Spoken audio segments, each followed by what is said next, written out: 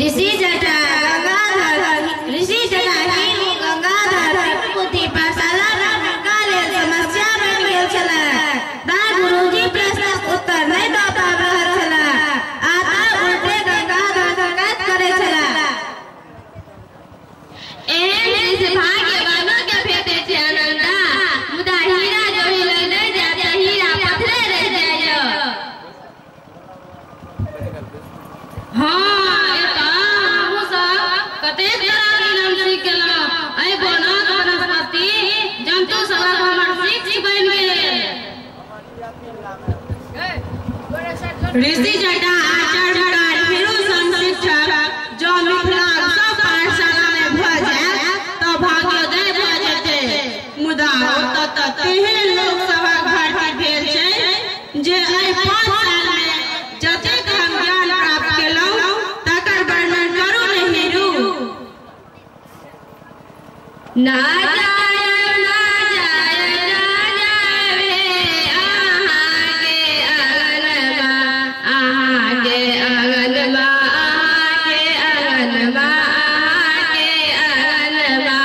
ना जाय ना जाय ना जावे आहा के अगनमा